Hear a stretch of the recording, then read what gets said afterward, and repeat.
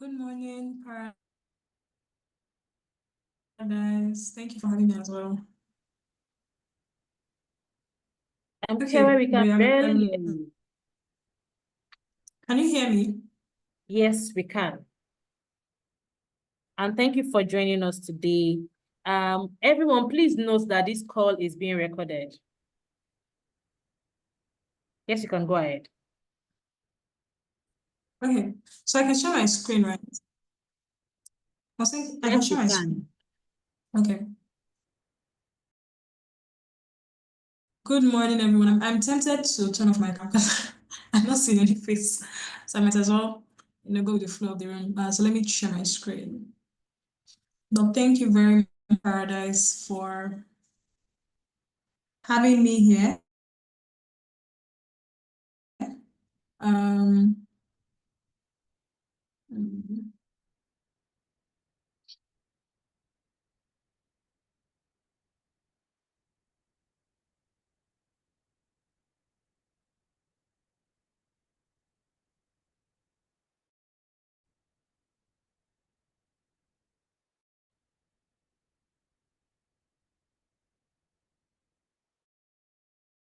okay, so I have about an hour, even if I think it's too much to run you through pitch readiness. But before I start, I like to know my audience. I mean, I've had conversations with Paradise and her colleague as well. Adebola, Adebola. on like, Adebola, on the entrepreneurs that we're going to be having. I think ranging SME startups, and she mentioned they were much more at stage. Then even on the call, trying to like see some familiar names because I try to know startups even if they don't know me. So I think Flex Table, African Medical Marketplace, I think it sounds familiar.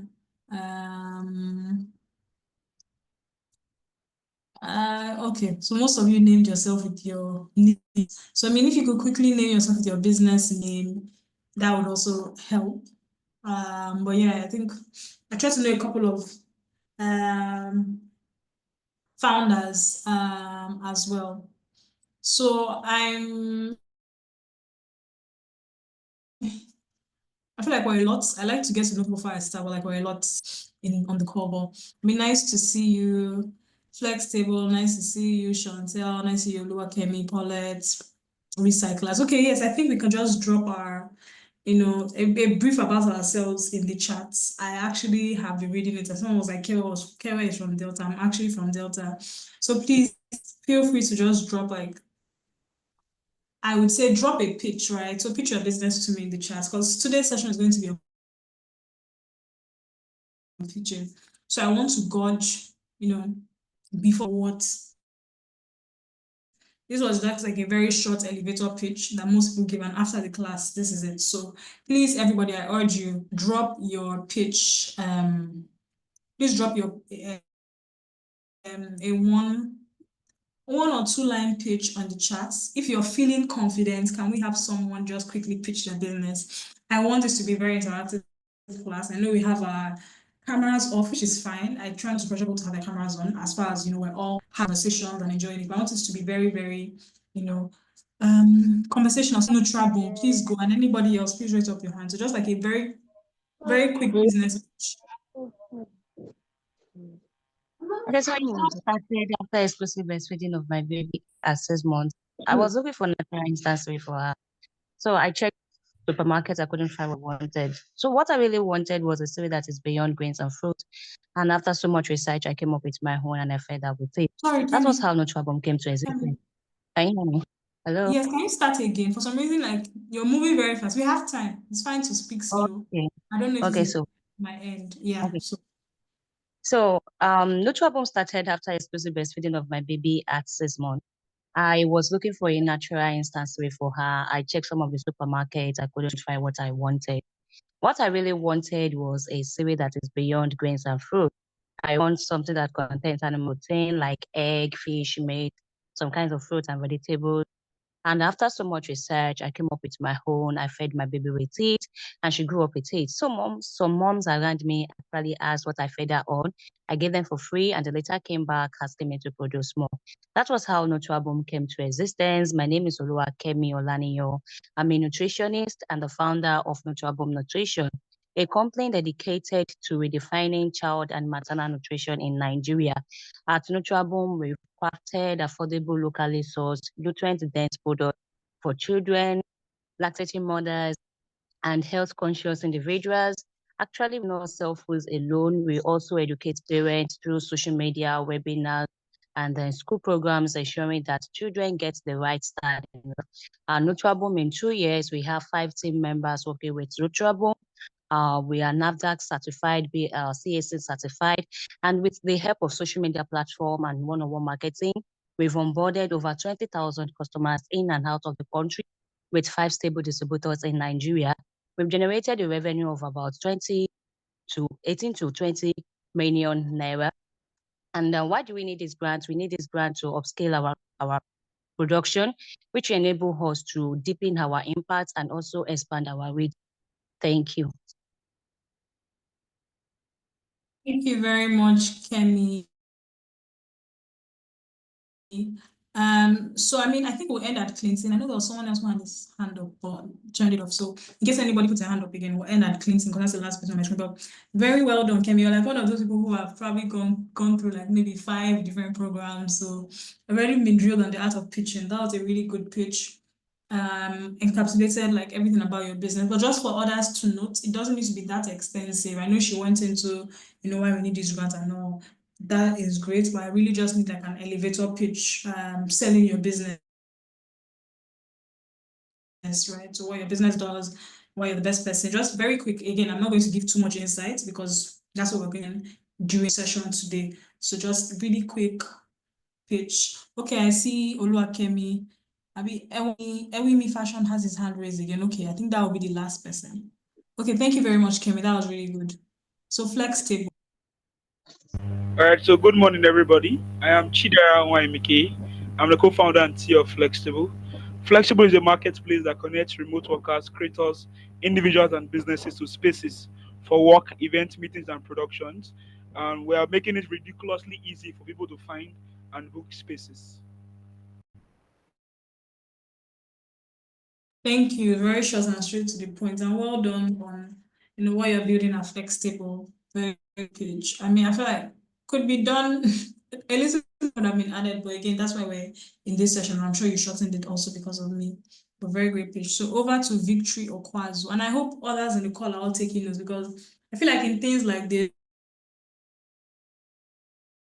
it's typically those who have like a wealth of experience in pitching or some experience in pitching that raise up their hand. So the pitches we're going to hear are not necessarily they are probably people who have pitched before, know about pitching. Like a Flexible, I met him at Omniverse, so I'm sure Shred. So again, most of the people who will be confident enough to raise their hand, I'm sure there are people who have pitched. So it's also for us, others in the room to actually learn before we go into the session. So Victory, you're up next. Good morning, ladies and gentlemen. My name is Victory Okwazu, the founder of Railroad Clean Technologies. Over 90 million Nigerians suffer from insufficient electricity. And in the past year, we have observed that the national grid collapsed more than 7 times. And that's where Railroad Clean Technology comes in. We provide sustainable energy for undeserved and marginalized communities with the sales of solar materials and installation of microgrids, mini grids, and standalone home solar systems. In the past year, we have developed this solution, and we have raised about 2 million naira. Why we need this grant is to upscale our business, upscale our model, and push out to other rural communities in Nigeria.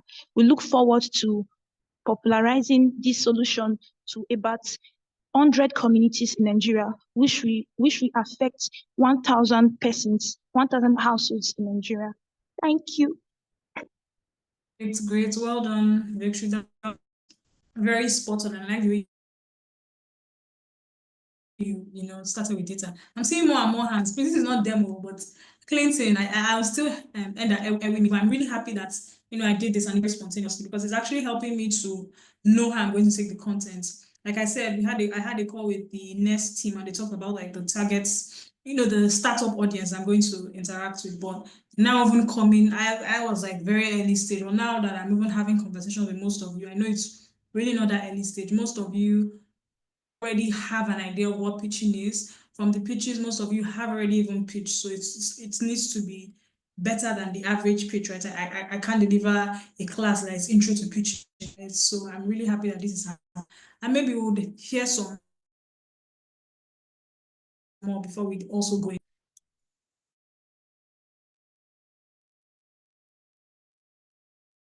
So I should proceed.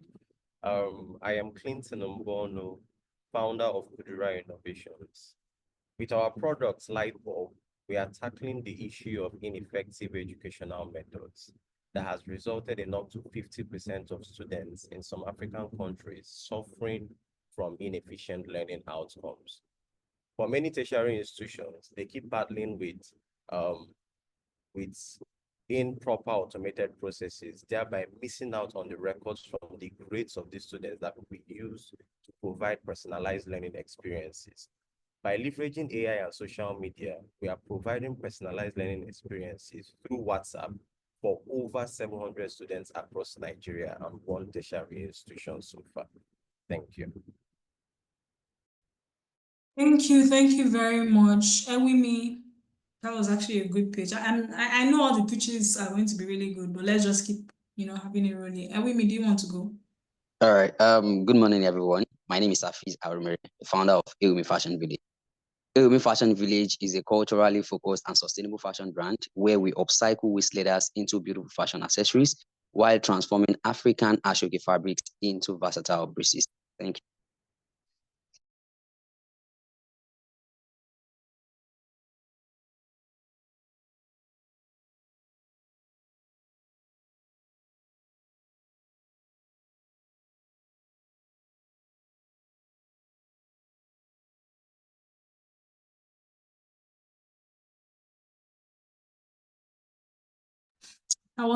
I didn't know I was speaking. I said thank you very much, Ewimi, for that pitch. It was really good. And I think I said I have a good idea of how this pitch session is going to evolve. So like I said, beyond the typical, more now into deep diving on the actual pitch deck, maybe metrics, target market, all those ones, ensuring that you have those metrics right, because I feel like you guys have the basics of sorted. To go have a hard booker. So I mean, yeah, it's fine that we did this for. I think we're gonna do this for 10 more minutes. Like so, it's. Let's go. Chantal, are you ready? And if I skip, I'm not going back home. Going 1, 2, 3, 4, 5. Okay. So Squat Yeah, I'm here. Enterprises. Do you want to give your pitch? Yes. Okay. Yeah, good day, everyone. My name is Lucas Praise. I'm the creative director of Chantal Footwears. Step into styles and comfort with Chantal Footwears. We craft high-quality, fashionable shoes for every occasion, right here in Ibadan. From durable everyday wear to elegant designs. Experience footwear that blend local craftsmanship with contemporary trend. Discover your perfect pairs and work with confidence with Chantal. Thank you. Well, okay, that was really good. Nimscott Enterprises.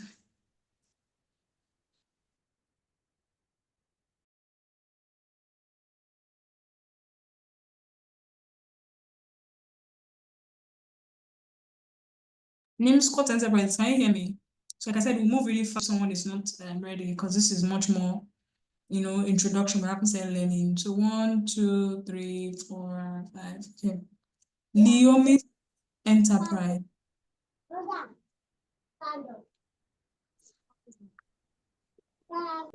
And for others, please also feel free to put it in the chat box. I think as it's here, I always have it, so I can always go back to reading great. Hi everyone. Hi. Oh, don't know if they can hear me. We can hear Hello. you. Yes. We can hear you. Please go on. Okay. In 2019, it was discovered by WHO that exposure to harmful chemicals led to the loss of 2 million lives and left 53 million people with disabilities. Many commonly cleaning products contain toxic ingredients, and this causes serious health risks as they strive to maintain a clean and safe home. So why am I telling you this? In the year 2020, I had an incident. Then I was pregnant. I bought this cleaning product to wash my bedroom. And after pouring it and letting it rest for a while, I went back there to wash. But when I got in there, I couldn't breathe. The environment was choky. I had to run outside. Then my husband had to go in there to wash the toilet wearing a nose mask. This was my wake up call to harsh chemicals. They are not just harmful, they are dangerous, and especially to families with kids. So who am I? My name is Promise Mado, the founder and CEO of Lumis Enterprise. My experience led to the startup of Lumis Enterprise. In Lumis Enterprise, we produce eco-friendly cleaning solutions for modern homes.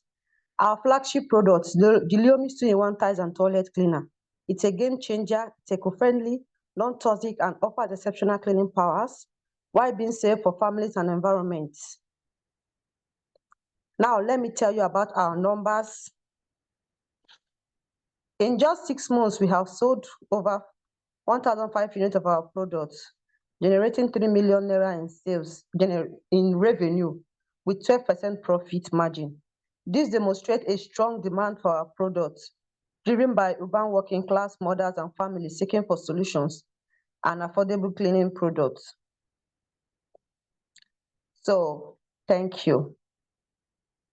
Thank you, and that was really good as well. I'm trying not to give so many comments, Hello. but all the pictures I've been hearing have been good. So Ebuka, are you Hello, good morning. Yes, I'm ready. okay? You can please give us your pitch. Hello, everybody. My name is Njoko Ebuka. I'm the co-founder of Wedral Integrated Foods Limited. So what Wedral Integrated Foods Limited is geared to do is that we are building healthy food brands. So we're trying to solve health challenges using food. We have a flagship product called Yulish Rice. So Yulish Rice has a glycemic index of 53.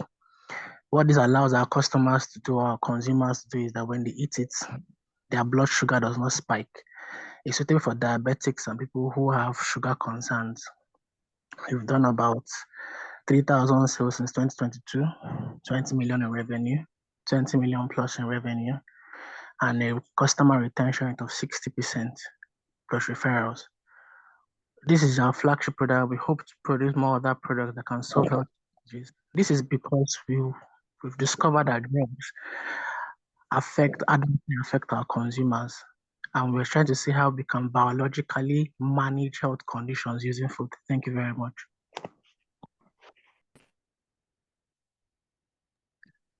Very much, Ebuka. That was really well done. So I mean, I know I said you're the last, but we can just have FMJ handcrafts and then we call it a day. Good morning. Can you hear me? Yes, we can. All right. So this is Femi John.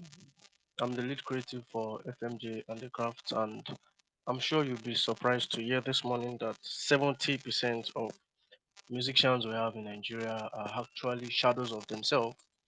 And having considered this, you'd um you'd be surprised to also know that most of what you see us do or what you see musicians do is less than 40% of their capabilities due to the insufficient accessories or access to the needed quality musical instrument and musical gadgets, which has pushed me as one who has suffered this in 2013 after I graduated from a music school and wasn't able to afford a musical instrument for a long time after going to work and do different kind of works just to raise this money.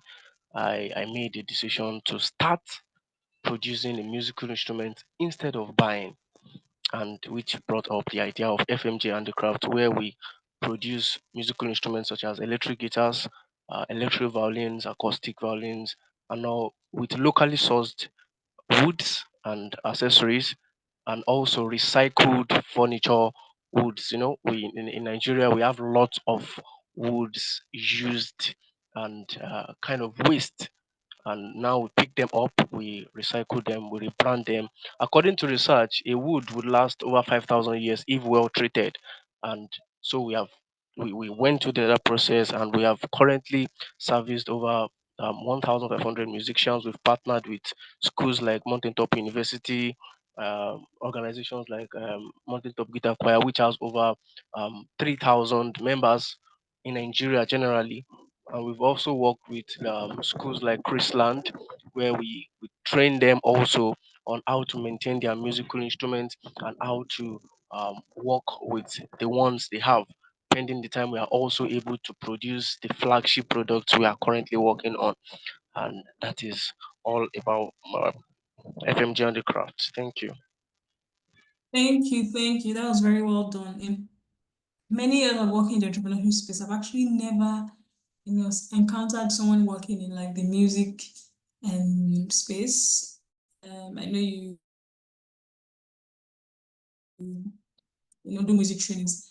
I've not encountered in a pitch competition, so that's actually really, really good that you are here. Okay, so I know we said that's the last, but I actually have a mental note that we can end by 11:30, then 30 minutes for the session, and then another few minutes for like Q&A and demos.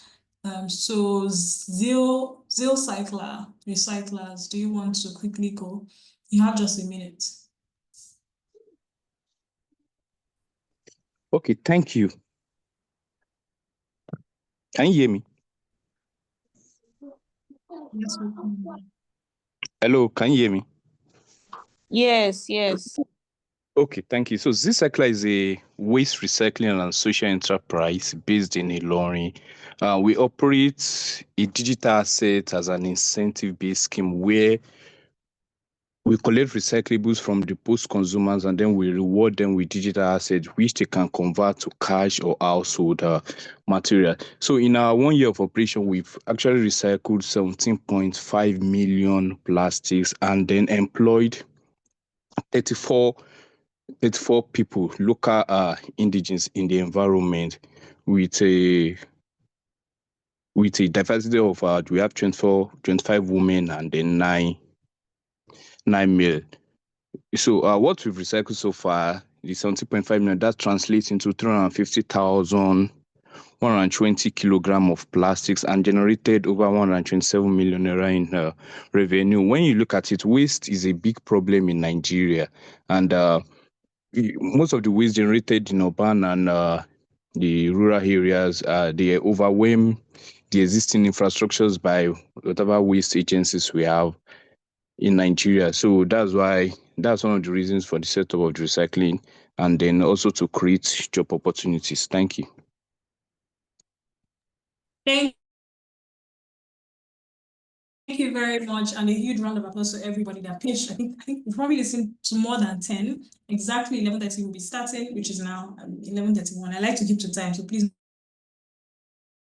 know that we'll leave here on the scheduled time, which is I think an hour 30 minutes, and we're done, and we've utilized 30 minutes. Really great pitches. I've seen that most of us in the room are in industries like renewable energy, agri-tech. I see telemedicine, I see fashion and footwear, and it seems like a lot of us are also based outside Lagos. So there's Lagos, there's Ibadan, there's Ilorin, there's music. I'm loving the crowd that we have in this. And actually, even though most of us our cameras are not on, we're still very, very engaging. So I really like that. All the pitches have been well done, like Core Solutions have said. So we'll go straight into the session. Let me try to minimize my screen so I can see I have. Okay. Can you all see my screen though, so I'm not myself? Yes, we can see your screen. We can see it. Okay, great.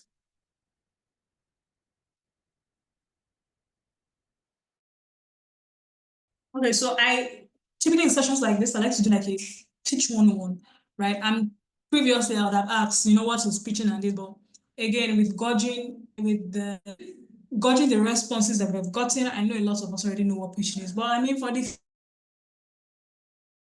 few that may not know, like you stated here, pitch is a consultation where you propose an idea, product, or a service to an audience. A lot of people think pitches are excluded to entrepreneurs, but anyone can pitch. I pitch almost every week because I work in investments, I work in venture support, I used to work in programs. So when we have a program like SIA Startup Foundry, we have to pitch it to a founder. I have to take on the cap of an entrepreneur because I'm trying to sell a solution. I'm trying to sell my program the solution to the ecosystem. So I'm saying, oh, I want to pitch, MasterCard to fund SIA Startup Foundry. What are they going to get at? Okay, what is the problem first? What is the solution? Who are the markets, right? Problem is entrepreneurs, maybe they're not getting enough funding, they don't have technical assistance. Solution is the SIA Startup Foundry. Target markets, early stage entrepreneurs. Unique advantage. What's the unique advantage that SIA Startup Foundry has over all the million and one programs in this state, right? How much do you need? So again, what I'm trying to say is that pitching is not relegated to only entrepreneurs. Employees pitch depending on where you are in your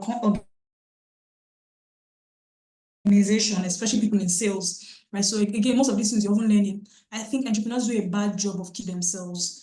As an entrepreneur, you're supposed to enable your team, be able to pitch your solution, right? So not just you. So when I go to a room, I've gone to events every single day this past week, other than Monday, and I have one today. And everywhere I go, I'm not representing myself. I'm not representing Kewe Jeffia because these are not my personal events. These are not hangout events. These are corporate events. So I'm going to pitch my company. And the reason why I'm able to pitch my company is first because I'm a great employee. And then second, because they've enabled me to be able to pitch to them. So again, I'm trying to charge us that please, after this session, again, this will be shared to us. I would share it to the next team. Please share with your colleagues. Don't ever leave the idea of you pitching to just yourself. Enable your team members, your core team members to be able to pitch your business wherever. I work in programs. A lot of scenarios we have sometimes, the entrepreneur is in Nairobi in another competition and he says, oh, I'm not around, I can't pitch. But I'm like, you have a head of operations. Why can't they pitch your business for you? Like, I don't mind other people pitching. It doesn't need to be a co-founder. I would even love to, hear other colleagues pitch. And sometimes what I haven't realized when these other colleagues pitch, right, is that they never really pitch as good as they are. Not because it's the founder that has the idea, but because they've not been enabled to. You just throw at them and this is the deck, let's do a run through. You run them through it and they pitch whatever they take. So they never really pitch as good as founder. I can, boldly say that if you take me anywhere in Impact Hub, I will pitch it almost as good as my founder, if not better, because maybe I understand the context of the people that are in the room a bit more than her. I understand my own team more than her. I understand the program that I'm building on. So I've been empowered to be able to own Impact Hub. That's the organization where I work for. I like it's my own, so I can pitch it, sell it. I know everything about it. So again, because I've been enabled. Yes, great employees take the initiative, but you as a CEO, you're also championing. So again, conversation has shifted. As you're in this class, you're learning how to pitch, but not just learning how to pitch. I really like that you ensure that each of your core team members, it doesn't have to be everybody because you may not have the bandwidth, each of your core team members is able to pitch your business and represent you wherever they are, right? So again, like I said, a pitch, you're pitching, you're selling something. I was saying not only entrepreneurs pitch, employees pitch as well. Entrepreneurs don't just pitch to investors. I feel people feel like pitches are, also left to investors or competitions like this when you want to get funding. There are some employees that you have to pitch to. You may not necessarily bring out your deck, and some you actually need to bring out your deck. Imagine you want to get someone from Google to work in your tech products. I like the idea, but you need to convince them more. You're not going to, that you can't pay them what the Google is paying them, but you're trying to sell the vision to them that, hey, come on, be part of something big. You're going to open your pitch and pitch this idea to them. So pitches are also not relegated to investors. But again, we don't see so much of that in Africa because, I think we do, right? We're seeing a lot of that. But again, that's just telling you that pitching is not relegated to, your investors or programs, you have an ecosystem that you've been eyeing to work with. I feel like, if I have this person in my team, they will do my business from here to here. Pitch to them, pitch your idea to them, sell it to them. Why should they see themselves working in the company? Why is this something that they should pursue? They leave what they're doing you. You would have to do that. You have to pitch to your customers. But again, customer pitches on social media or different kind of things, or even when you go for these events, you meet customers, you also pitch your business. So again, pitching is not relegated to a certain class of people. Most times, companies like this, you're pitching, they're preparing you just to pitch to an investor or to a program manager or to win these grants. But again, you pitch to multiple stakeholders. You pitch to, sometimes you're trying to sell an idea, you pitch to your family to have the idea, to just give you that initial support. Pitch to your core team members that pitch to those investors, you pitch to programs like you also pitch to customers, you also pitch to clients and partners, right? You are running a fintech solution and it's something that we've never seen before. It's even something before you're meeting a partner, like a money point, you want to partner with them. Why should they partner with you out of other people? You will need to pitch to them. So again, pitching is not relegated to this. So pitch, I thought, like, again, this class I'm going to run you through will be pitching of your because you're in SIA Startup Foundry, so getting ready to pitch. I'm sure there's a pitch day, but then also knowing that I want you to have the understanding that anything that is shared can be tweaked. So when you're pitching to different sets of people, you actually need to tweak your pitch deck. Okay, so I've said concept presentation, you propose an idea product. You're simply proposing something to have by people. I feel pitching is simply trying to sell something. It's simply trying to convince, and it's simply trying to influence. That's why you need to tell them. That's why you need to be charismatic. You can't just come into a pitch and you must be excited about the idea you're doing. That's why there's so much emotions that go into pitching. That when you say like, oh, the best pitches is those with really nice stories, really nice emotions, really nice founders that could speak really well, dress really well, because that's what humans are moved by, right? You can have a great solution, and if you pitch it, people may not buy into it because you didn't pitch it well. Again, as an investor, I don't do that. So for me, even when we invest in startups, like you have to send me your deck before we get on the call, because I feel like not every founder can pitch themselves. So 10 or 5 minutes that you're going to pitch, you may not pitch yourself well. I would review your deck like 10 minutes. When we step on the call, you're not even presenting to me. I'll simply just be asking you questions, right? But again, it's a very great skill. Number one skill you need to have as a founder, because you're going to be pitching every single day, not every single day, but every single milestone in the founding journey. So from trying to start to trying to grow, to trying to pivot, to trying to expand to other countries, like you're always going to be pitching your business. So when getting clients, you're going to have to influence other colleagues in your firm to be able to pitch, right? So this is like number one skill you need to learn. And your solution is how to pitch. Right, so a successful pitch, you convey your idea, your product, or your service, compelling to do so to your audience. So great pitchers are very charismatic. Oh, sorry, there's a red line here, not my doing. I think someone mistakenly maybe drew on it, so please pardon it. Yeah, so like key elements of a great pitch. We listened to a lot of pitches in the past 30 minutes. Some of them that stand out to me that I can remember, though I may not be able to remember the business. Those who started with data, right? Because you're showing me how big the problem is, right? And you've captured my attention. Some that start with a story, but I always say, right, a story doesn't need to be a real life story that you experience. So I think that that's a mistake that people make, right? When they say, oh, founder, tell a story. When someone says tell a story with a pitch, what they're simply saying is try to make this pitch have a flow and make sense. But I think some people take it that they say that it means that she said, oh, when I was in Ibadan, I faced this, and so that you this, and which is fine if that is a true story. But I've seen founders go on to lie about things like that, right? I've seen founders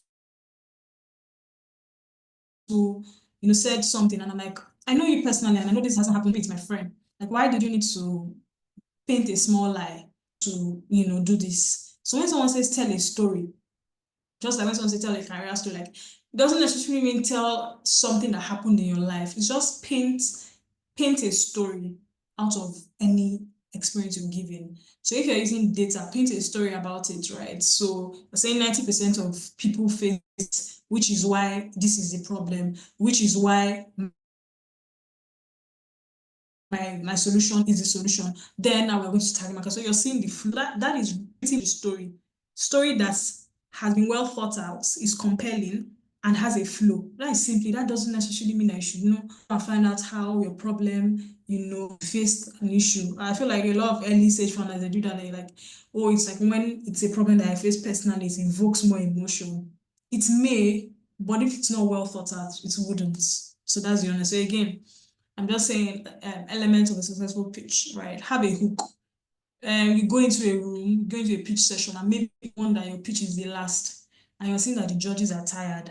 And you can't, you're going to shoot yourself in the leg by just starting out with, my solution is this, I'm doing this and that and that.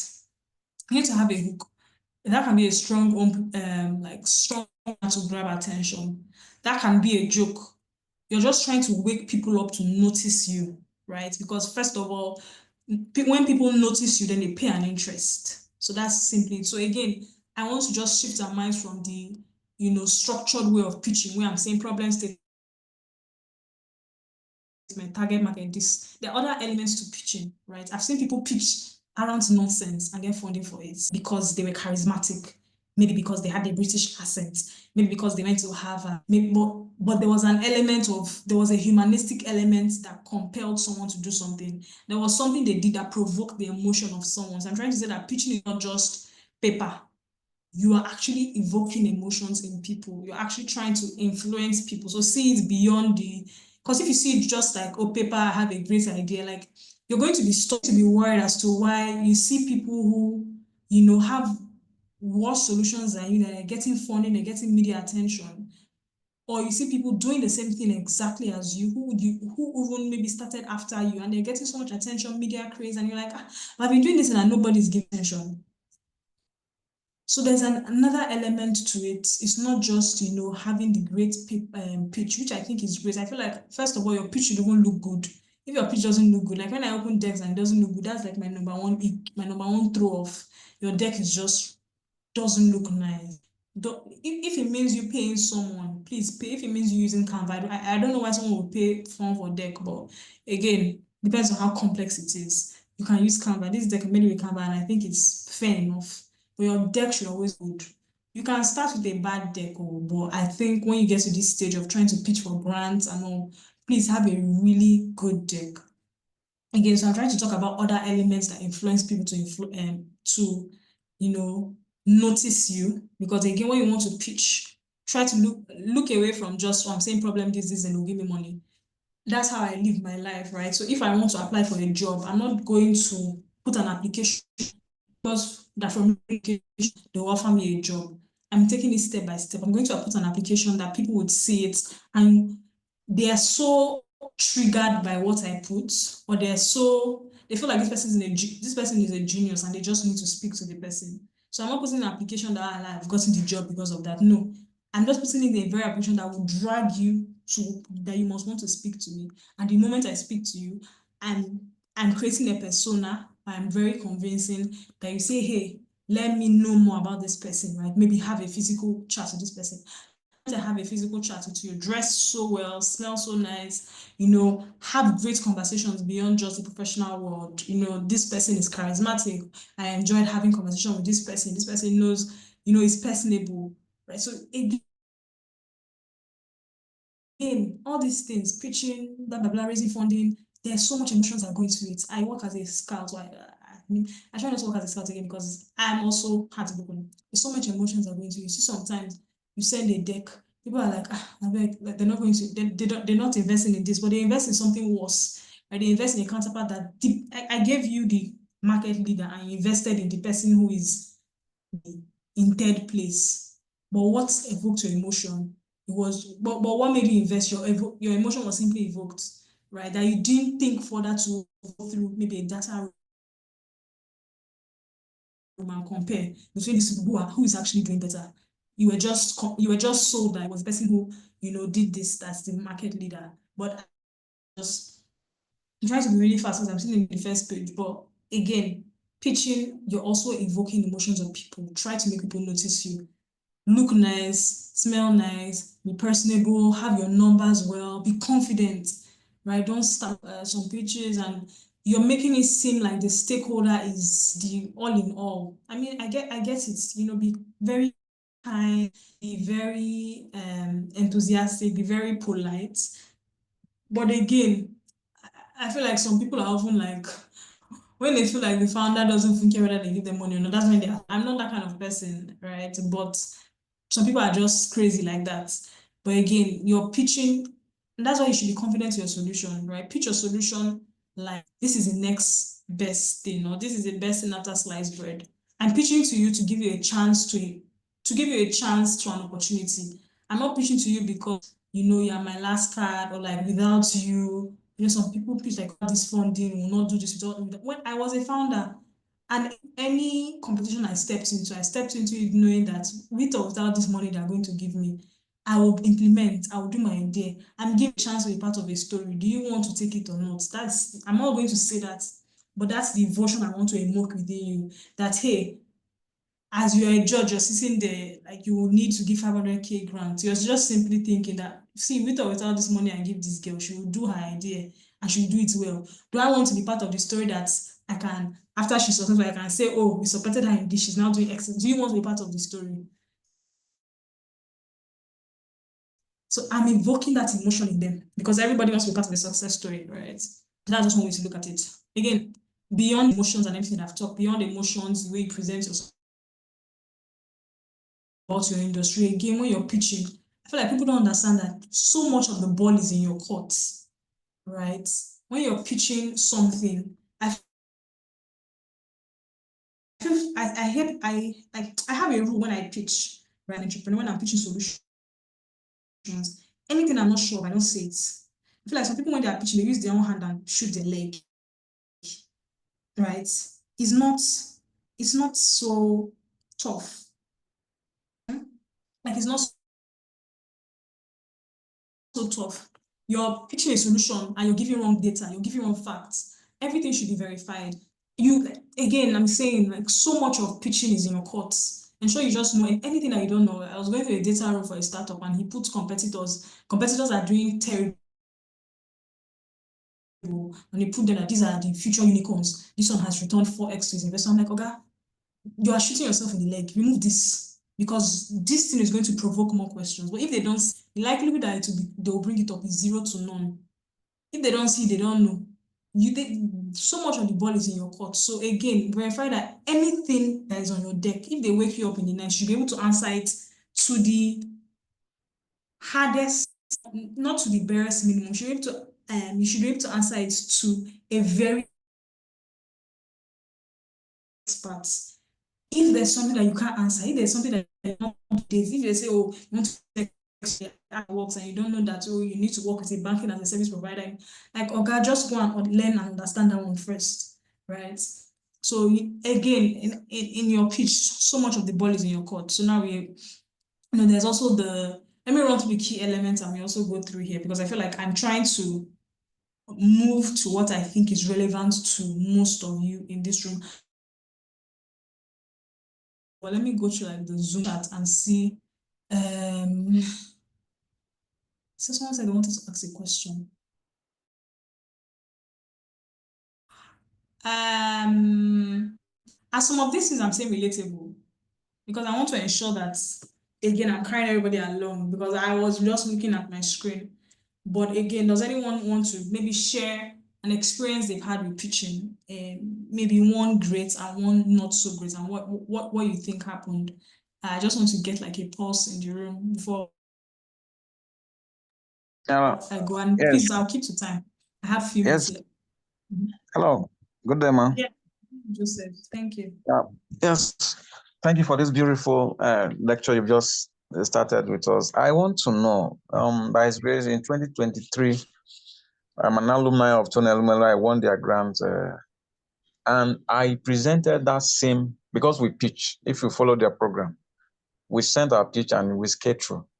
And I presented same business to other foundation, and I was rejected. I want to know, why will Tony Elumelu, with a rigorous processes of applications, I was able to get through.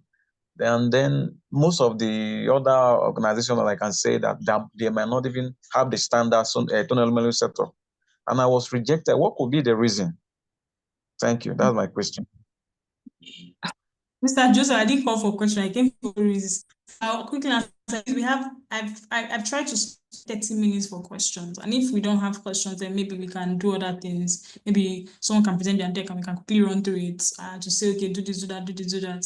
But I feel like it's going to be very interactive. But Mr. Joe, just to quickly answer Tony Elumelu again, or not with just with Tony Elumelu, you can be rejected from one funder and accepted by another. They have different, again, let's say we said their thesis is different. Yes, something like that, right? Everybody has their different goals and everybody sees things differently.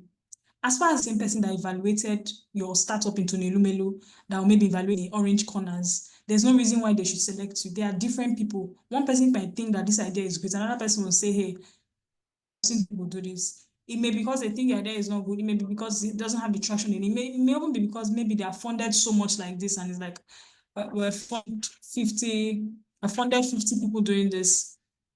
I don't want to fund another person. So again, don't be dismayed by people who don't buy into your idea, or don't put some organization as the lanyard. So don't put Tony Elumelu as I've been accepted by Tony Elumelu, which means everybody should accept me, even those who may even be lower than Tony Elumelu. You can be thrown out to even pitch to a simple session like this. Like, it's not like they even have money to give you. They just said, let startups come and pitch, and they evaluated and they're like, no. They are different, and that's what I'm trying to make us understand, the humanistic elements of a lot of those things, because I think we think so much that it's based on our deck. Yes, have a good deck, have a good structure, but understand that it's a human at the other end that is reviewing everything. And there's so much to why humans think differently and why they would evaluate things differently, why they will see different ideas differently. So again, I can't say specifically, but one thing I will point is that those organizations have different, different goals, different theses, like was mentioned. And the major thing is that different humans are the ones evaluating it. So whatever they feel like, meets the metrics, that's what they would select. So there's no organization that is in line here that if you got into this one, that means you get into other ones. All right. So quick story, like a maybe bad pitching experience or a very good pitching experience. I think his hand was raised first. Yeah, I'll just take two people.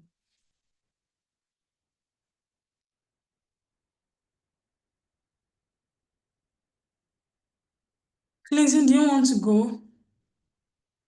All right. Yes. I'm going to talk about a bad pitching experience. It was a problem of disconnect between the problem that we were trying to solve and how we were trying to solve it. We're pitching a product for farmers because we noticed a problem with them getting their farm produce to market. And we are trying to use a mobile app to solve the problem. So while our pitch was great, everything was really going well. We had a compelling story. The judges were not having it because they said your target audience don't even have Android phones. So we had to go back. In fact, one of the judges recommended we go to USSD, use USSD technology to develop the solution. So it was a bad pitching experience that I had and I wished I could share. So you should be very careful with your solution and your target audience. Ensure that your target audience is influencing the way you are delivering your solution. Thank you. I think that is very. Another thing also, like, read the room. There's different ways to pitch to like different stakeholders. But I'm even seeing someone saying I don't really think Tony Elumelu is quite that standard. I mean, I can't say for them. I think with Tony Elumelu, the thing is they take in so many numbers, so 5,000. So I've heard people say different things, like, oh, it's a lot of places. There are even some groups where it's like they just share DOMs for like Tony Elumelu answers to their different questions. That's why I feel like they're making the process I feel like they're doing a lot to actually process better, because now I think there's like a verification where they need to verify, and so they're doing a lot. So I really give them credit for that. Yeah, and Chimdebo, you can't see my screen because I'm on the Zoom app. Yeah, Victory. So your experience.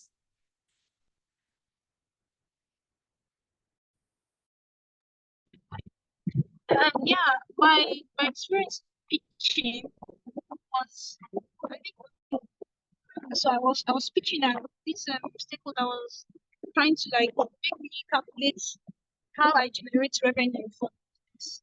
And I was trying my possible best to time the revenue I generate, but it seems that there's like a kind of separate way they calculate the revenue is. And at some point when I was able to calculate it, was like I don't actually need to fund that. I have the money available to fund my own business through my revenue that I'm generating. So I was really, really very terrible at that point. Like, I came here to pitch for this money to like get some equipment. So I think that was my pitch. Very terrible. Okay, can you hear me? Yeah, I can. Okay, great. Very Victory, we could barely hear you. But yeah, I really love the pitch stories we've given, because I have a few minutes and I feel like there'll be a couple of questions. I can read the room and feel like there'll be questions.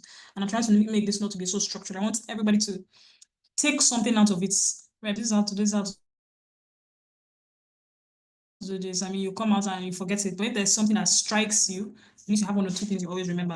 So quickly, the pitch should be very concise, brief. Again, most pitches are 5 minutes. Some people have been giving 3 minutes. I mean, I feel bad. I feel it's wrong when I see organizations give entrepreneurs 3 minutes to pitch. I'm like, what do you expect them to say? Like, provide enough time. It's not their fault that you want to pack 101 people to pitch the same day. That's your fault. So do your job, and at the very minimum, 5 minutes. That's what you should give people to pitch, because you're giving people to pitch to judges who these pitch decks. But again, you have to be flexible. You're the one looking for funding. So most pitches I've seen usually in that 5 minutes window, and some people are strict to give 3 minutes. And being a judge in 3 minutes,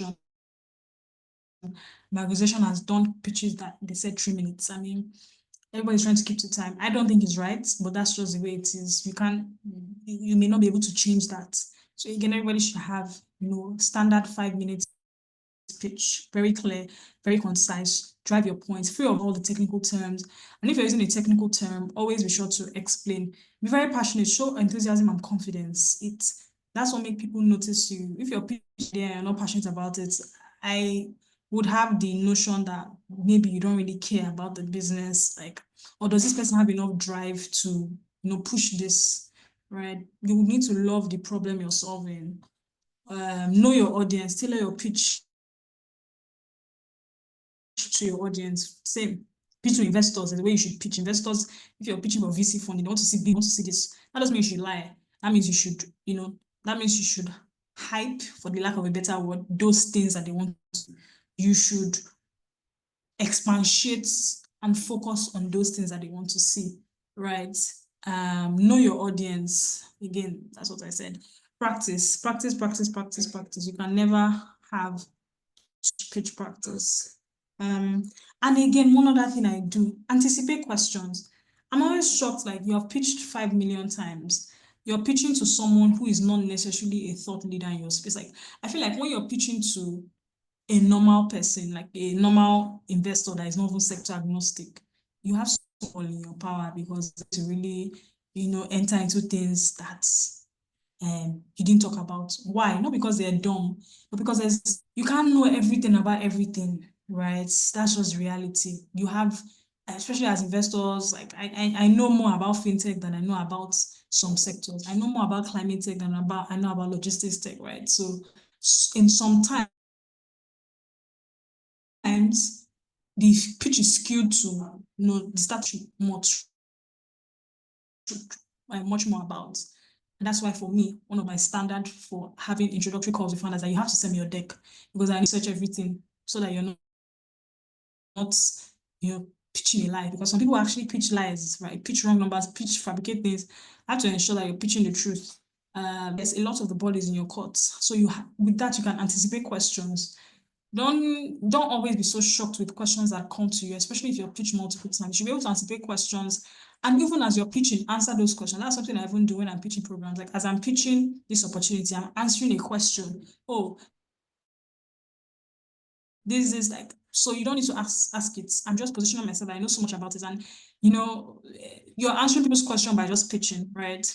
Like the way this session is going, we had a demo call, demo where a lot of people pitched. So I want to contextualize this presentation as opposed to coming and saying, oh, pitch is a problem state.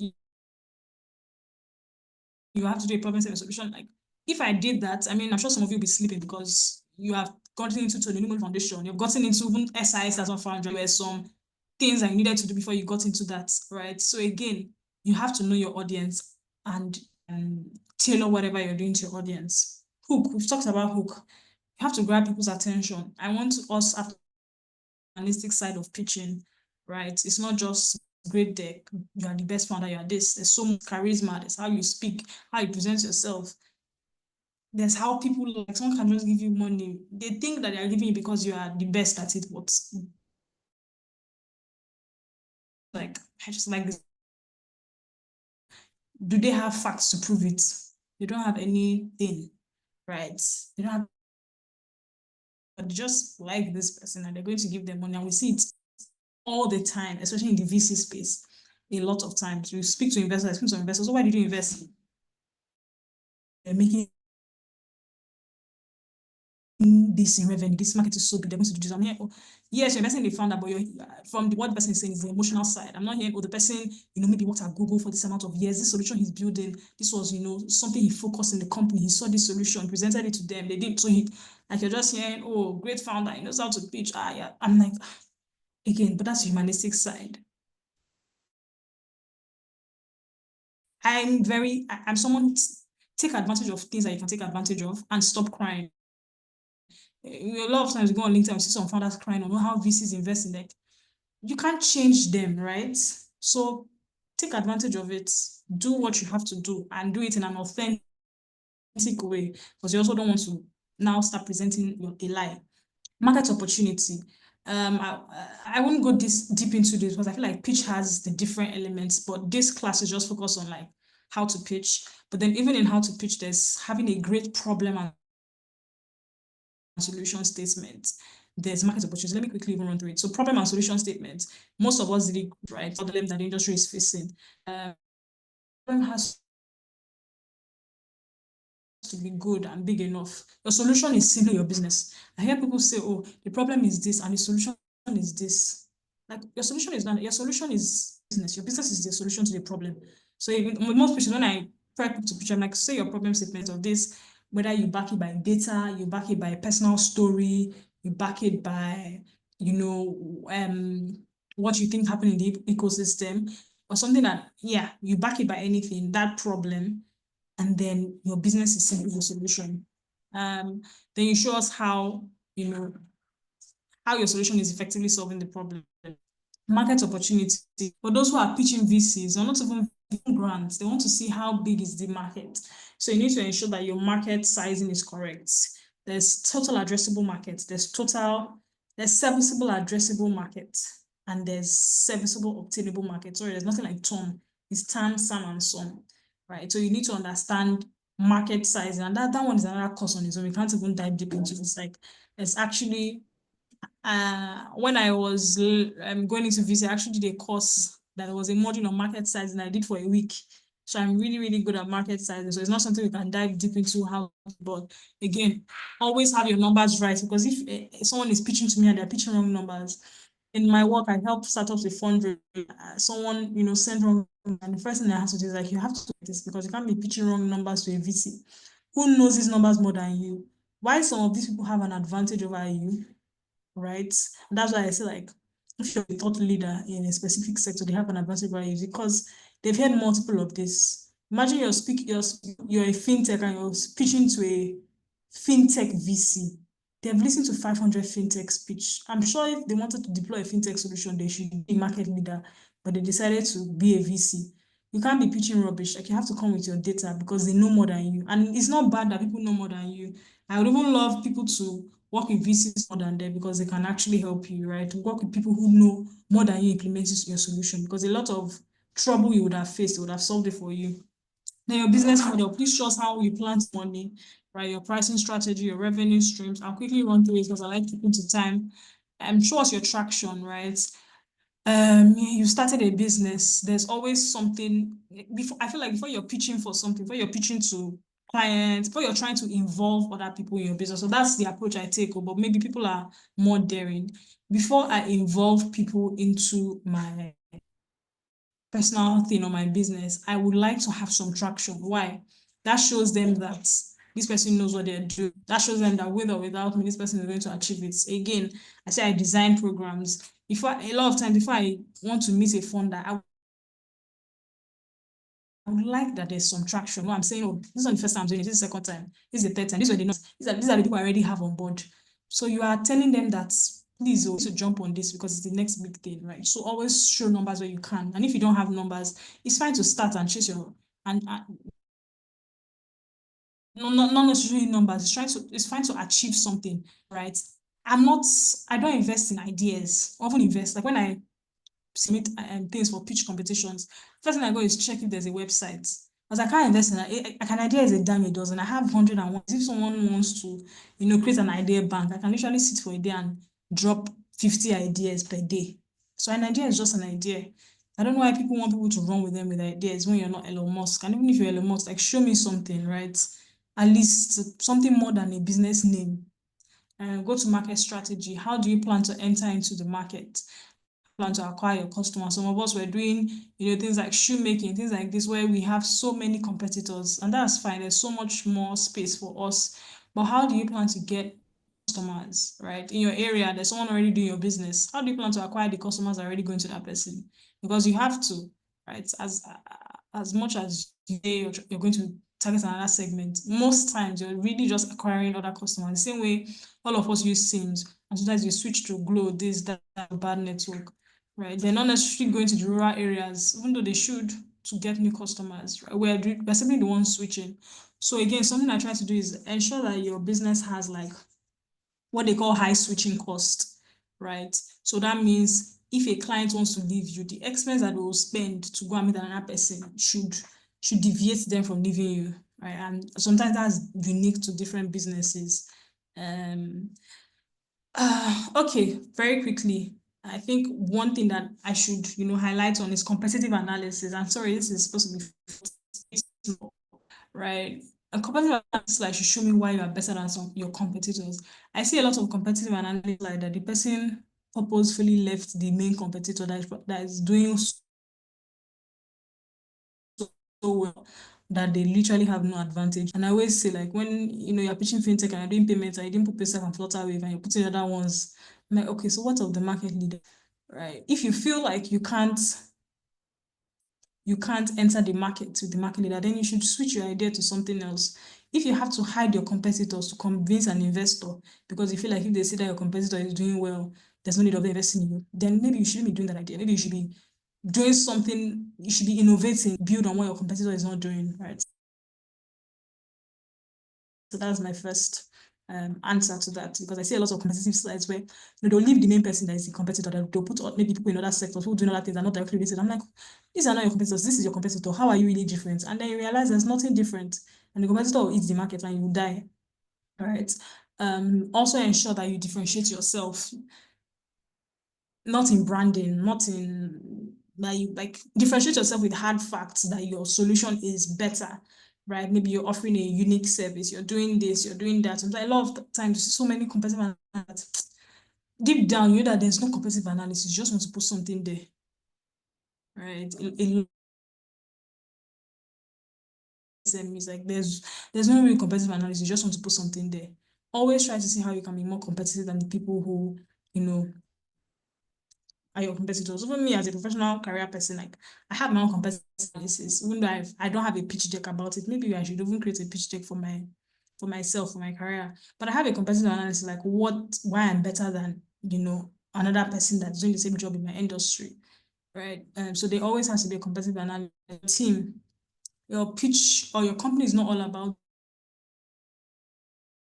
you. When you're investing, when people are, looking at how good a solution will be, you look at the entire team. I've heard people pitch and the team, all of them have the same skills. I'm like, you're building a very hard tech solution that uses AI, so deep, you just have a website, but there's no AI person in your team. There's no tech person. All of you are literally business developers. I'm like, you have the wrong team, and I will not invest in the wrong team. That will I give the wrong team attention, because after a while, all of you are going to get disinterested in the idea and leave. And again, the way you even bundle up your team shows me how good of a founder you are. If someone comes to me and say, okay, well, let's start a consulting business, I start a business with someone that does financial advisory and do it. I will not start a consulting business with someone who does program because I can do it. I'll start a advisory business, maybe someone who has technical skills in tech, right, to handle that part, or someone who is a legal professional. So if you need to do legal advisory, because I'm trying to, that is making my business competitive, right? So again, don't bundle, get team members that are just like in personality. Is a female and they're doing female empowerment. Great, but is it really helping you as a company, right? Everybody is male. Everybody has the same thought process. There's no uniqueness. There's no differentiator. Everybody's thinking the same. So nobody can even call out when an idea is wrong or, let's think differently. Nobody can innovate, right? Some things that we feel like are advantages, we really don't know that those are the biggest disadvantages to us. And again, you have to, in your team slide, please show me why your team is the best person to execute the plan. So we'll just put team slide and just put different things. Oh, Tunji, Obafemi Alo, X, PWC, this, like it doesn't state anything. And in as much as I'm the kind of investor who would, go and check their link, know what they can do. Not everybody has that time. So you need to show, that your team is the best person to do it. And that's more than, stating roles and stating previous companies. So I have demo session here, but I think I did that before. So I want to go into question and answer. I feel like some of us have questions and it doesn't necessarily it should be related to, but like, like Joseph's question on TEF that we answered, it can be something like that. But instead of demo, I think we should have that Q&A. And then maybe a feedback before you do, anybody that has question. Yeah? So you're billing me to answer your question. So I'll bill you too. Please tell me how this session was. Just quick watch that. So I know someone's hand is up, so please speak.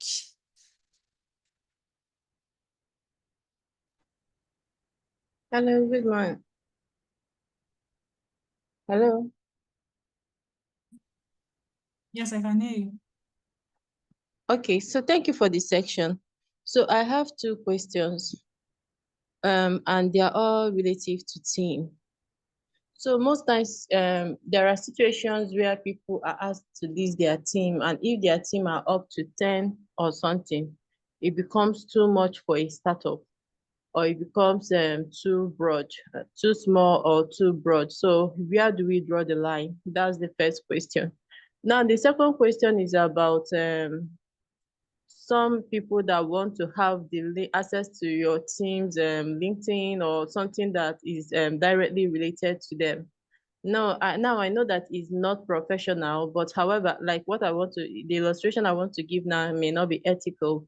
However, these are some of the things that happen in the world or in the society. There are situations where people have put direct access to their team, maybe something that links them directly to them, maybe their LinkedIn or their phone numbers and stuff like that.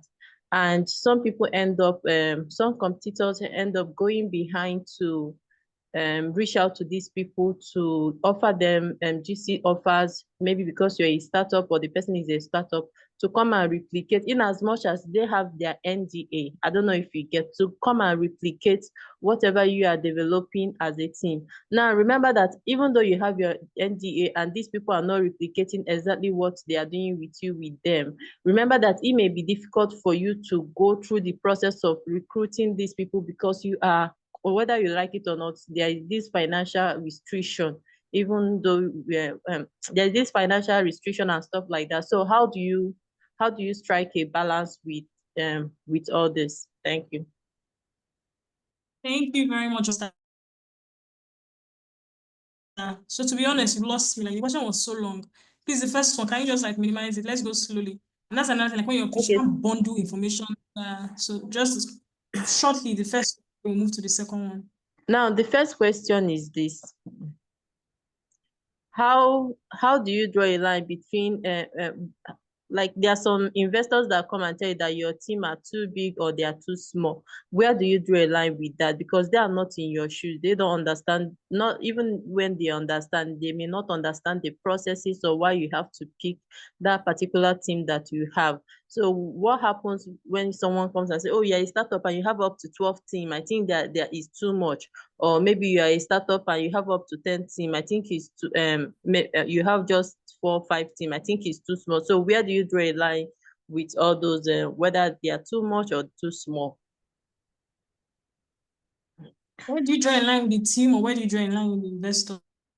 With the investors, the people you are pitching to, not your team, because you understand why you have those people in your team. But people may use that as a criteria to disqualify or qualify someone. Yeah. So I mean, I think that it's just an opinion. Someone can be right and say that, oh, your team is small, but you should even look at is, can you pay? If you want me to get more members, that's why I'm pitching to you now. So again, you can only use it to your advantage. That's why you're pitching for money.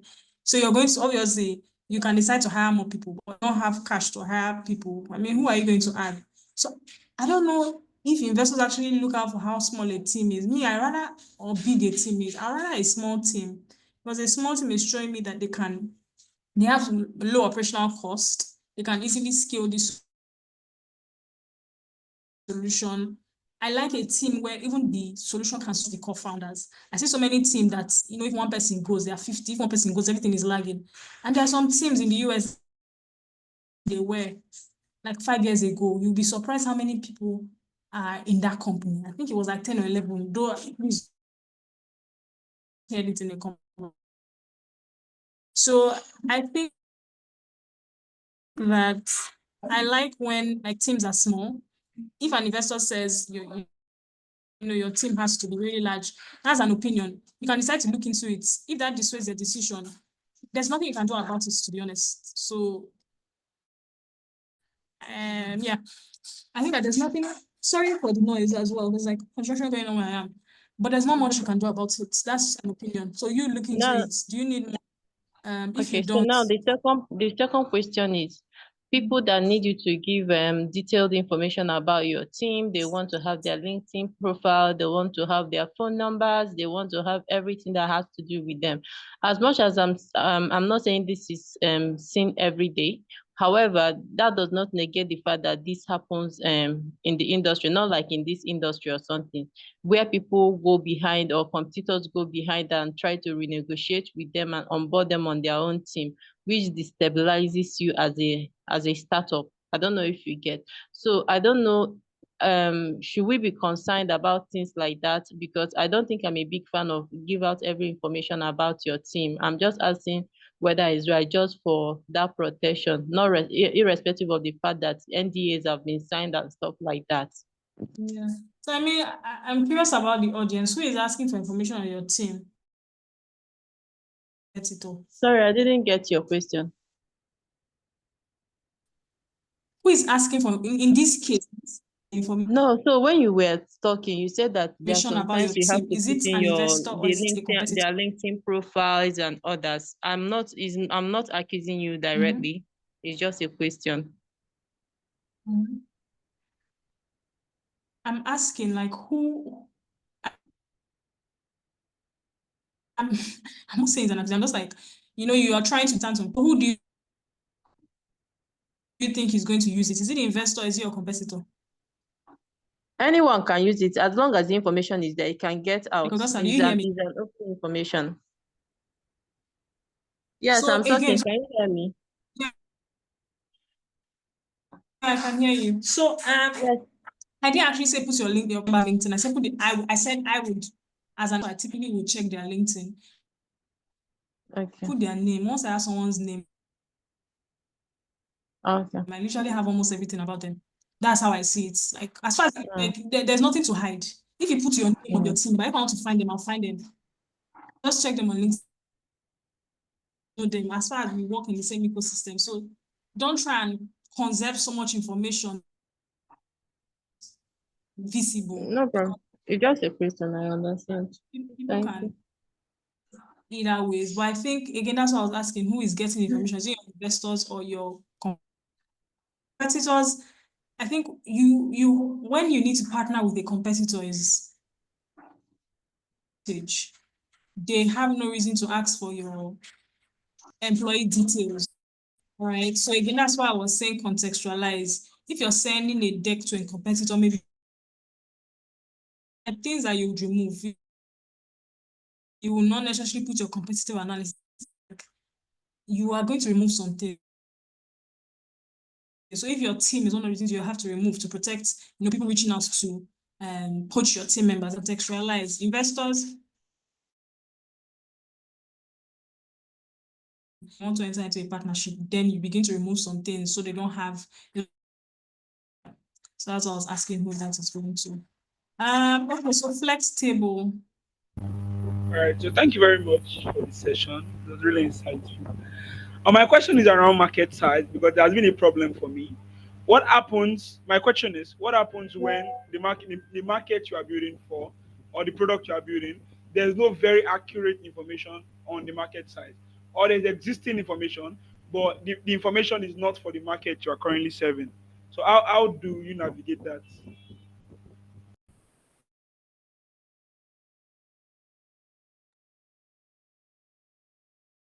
Anymore. You said market size, I've said if you are building a product and the market you are building for, there's no information on how big the market is. So how do we navigate that? There's no information at all.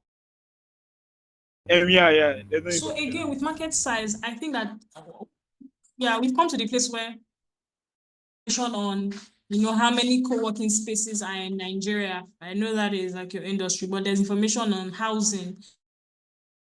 I say like you now have to pull out your own data. You think in market size, and I feel like you just need to validate it. So you enter a call with an investor and they're asking, how did you get this market sizing? It can't just be 105, 20, like you put in numbers just to make it big. Like you have to be able to defend it.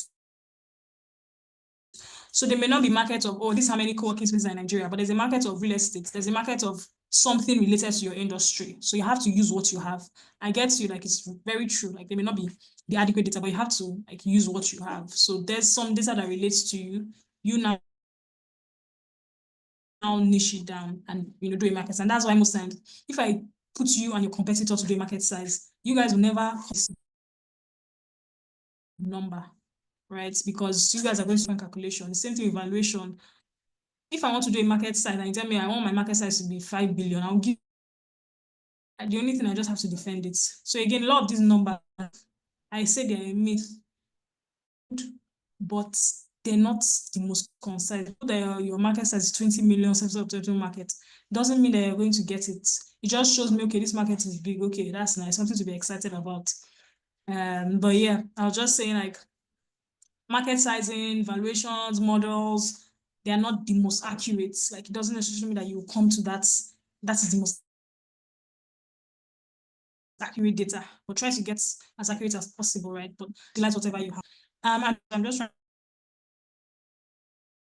trying to read comments, and thank you very much. It's very, very, very engaging. Now we have just a few minutes left, but I think he made a comment that is very true. So he said 2 to 3 minutes is too little, and they minimize the number of words you write, and later come to give you feedback at the beginning and to X. Yes, this is very true. So we see it a lot of time. I think I haven't seen situations where you do a pitch competition, you didn't teach them any real thing. No. Like I do a pitch session now. I didn't really teach you how to pitch. Then I now bring the platform, bring a this that will come and drill you as if they want to, and they literally just discussion. And I'm like, you're supposed to have taught me all this so that I'm Judo. So we even see that scenario. Yeah, so thank you for that. Please, Ajibola, you can go. Okay, good afternoon, Ma. Thank you so much for an amazing session. What came up to me was the part where you said, you don't want to be too beggarly and you want to make investors see that without them, the business will go on and you will be a success. So that really came up to me. So thank you so much. Ma. So my question is about the team too. So let's take for instance a startup, right? And you're here to like build a team. I don't know how to express that more, but like we are yet to have a team. Um you are still the sole owner of the sole person in the business. So and you are going for a pitch Yeah. competition. I mean the main aim of the pitch competition is to actually be able to build a team through that grant that you are looking forward to, get a space, build a team, but you're already doing well as a business. So how do you like structure that in a way that appeases the investors or maybe the judges, that it doesn't look like okay, you don't have a business yet because you don't have like a team yet besides you and maybe just few people working with you? Yeah. So I like that question. And why I like it is because I see how a lot of founders, do funny things because of that. So I've actually seen decks where he's a solo founder. He just put different people there just so that people will like you said, it looks like they're doing something. I've seen someone who, put his wife to be another person. How did I find out? I knew him personally a bit, and I saw he posted about his wife, and his wife is not working in that industry. His wife is not working in that field that he put her there. I've seen people just do funny things, and in that case, some people use the wife that they're married to. They will not change her name and give her the maiden name that she was bearing before they married her. I'm like, you don't really need to go through all these processes just to have a team. If you have just one person on your team, like it's fine. If it's just you, please put team and sell yourself. Right? Just sell yourself so much. Team, you put your face, this is why you are the person. Ask, I'm the only person, but I want to have more team members. Great. It's like you don't need to, yeah, it is what it is. You need money to get more people. And again, that's why I'm like, focus on the good part of your business. If I meet a founder and it's just one person and this guy has good traction for just one person, I'll be impressed enough to give him money, because I know that if he adds more people to the company, they will double this or they will triple this. Right? So I'm seeing it from a good light, not a bad light. But if you just, it's just you, there's nothing happening, no numbers, I know that okay, this person is not really serious. Right. So if you are pitching, you don't have a team, it's fine. Pitch to the best of your ability. Show me what you've done. And again, like Percival says, you also pitch to talent. Sometimes, even with a lot of tech founders, they don't necessarily pay the first team members that come.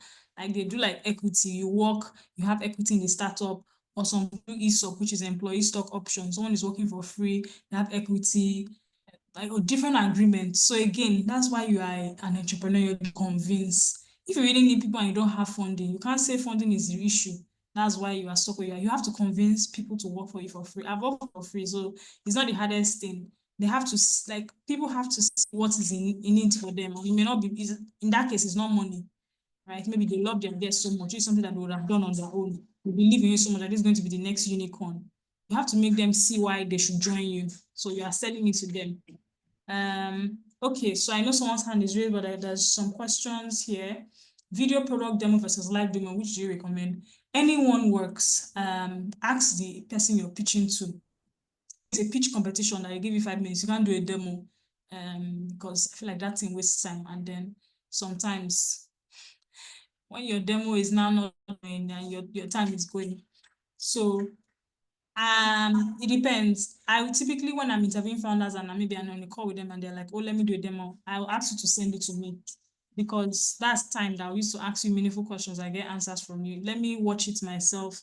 A lot of times my attention is even, like, I may not have the best attention span. So as you're demoing, I'm forgetting. But if you send me a video, I can replay and replay and replay and replay. So different. As there's a founder who came to me and said, oh, making a payment platform that, does payment through sound waves. I don't know how that works. Nobody has done it. I don't know. I can't say I don't think it's possible, right? You told me as a demo. I can't believe any demo you show me, because I don't know what you have tried to trigger there. in that case, you're going to add me as a better user to your platform. And that's why I told him, I was like, oh, I'll give you a demo. Please add me to you are doing a beta test. Add me to your beta testing. So I will test it by myself because so like different strokes for different folk. But I typically, if it's a simple solution, just give me a video demo, but then another person may prefer, a live demo so they can ask you questions. So I can't answer for everybody, answer for myself.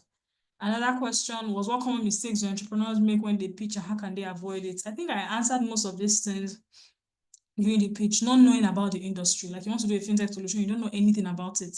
Then I feel like at that point, you don't need to be pitching, you need to be learning about the industry, right? Not doing anything, you're just pitching an idea. Like if I go and check, there's no website, nothing is working, like you're throwing people off, right? I want entrepreneurs who have skin in the game. And what that means is that they've done work and they validated that this is something to be solved and they now want to raise funding. And that's why we are where we are in the ecosystem, where somebody raise 10 million and they say, oh, because our target markets didn't do this and that. But I'm like, if you had, like, did you need 8 million to validate that? Did you really need to, what's $8 million? What's that in Naira? That's like billions of Naira. Did you really need that to know that your target market doesn't want you didn't need it? That's where doing work, bringing people come into play. Okay, show that people actually want to buy your, you now start bringing in people. We don't see that. We see people who want ideas and you don't want to from Silicon Valley, they do the same thing. I mean, kudos to all of them. I don't do that. So yeah, I talk about having a pitch deck, not being confident, not understanding your markets. Something I didn't talk about, maybe being rude. I've gone to like some calls and you're just trying to like make comments. Oh, can we do this? They never even allow you talk. Before you already give a comment that, oh, maybe we can do this. They already told you 101. It's like they never get you to talk. So, I mean, I'm the kind of person who like it's fine. Go and, maybe go and fail. I'm giving you advice. So someone may be giving you advice because a portfolio company who has everything that someone says, the word is defensive. Maybe founders are too defensive. If someone is judging your startup, like just assimilate what they're saying, the comments they're giving, the questions that they're probing. Don't be so defensive over the idea that you can't take constructive criticism or take in new ideas.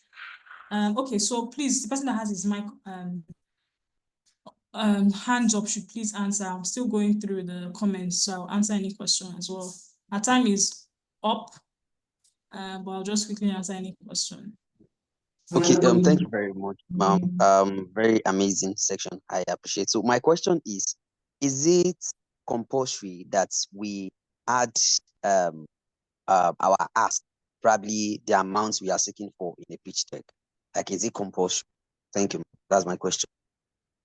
Okay, in a pitch deck, I mean, if you're pitching to investors, you should have the amount now. Right. And so another thing I used to look, right, if you're pitching to a judge, there's something people used to do then, and I used to fault it until I saw it in a different light.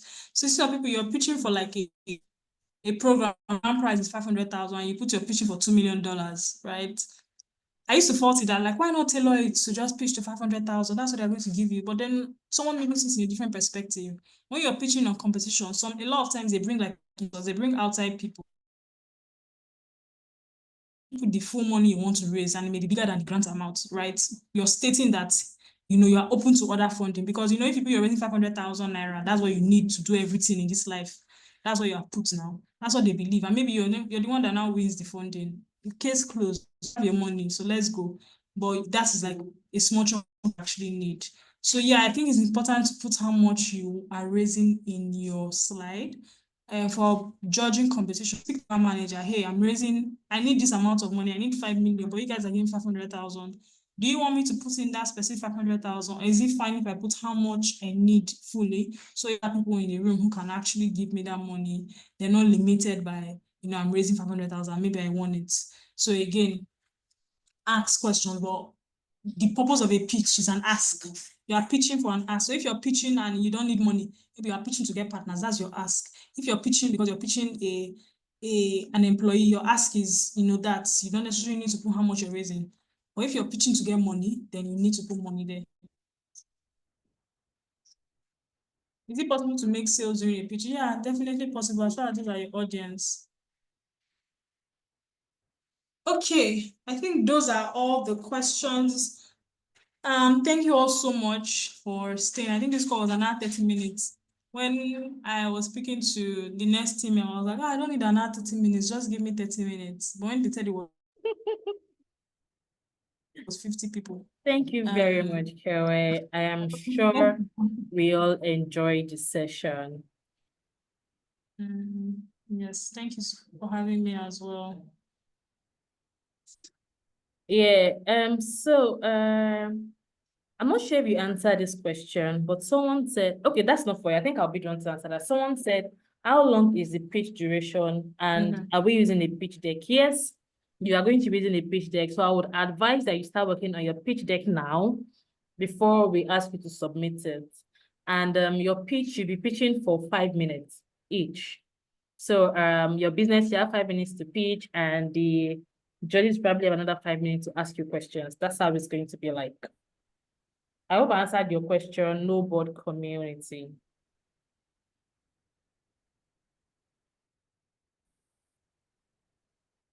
All right, thank you very much, Kere, for this session. We really appreciate you. And everyone, I dropped the link to the attendance form in the chat box. Please ensure you fill the attendance. And for any reason, if you're unable to fill the attendance on this call, please send me a message on WhatsApp and I will share the form with you. And with this, we okay, someone said, is there a way to watch the previous speech session? I'm going to liaise with the SIA team and see what we can do about that. I think we have a recording and we'll probably just share with you if we can access it. All right. So with that, we've come to the end of today's session and we will continue next week after the holidays. And so the Muslims here, Eid Mubarak to all of us. Thank you for joining us today. Enjoy your weekend and your long, long holiday. Thank you very much. Thank you so much.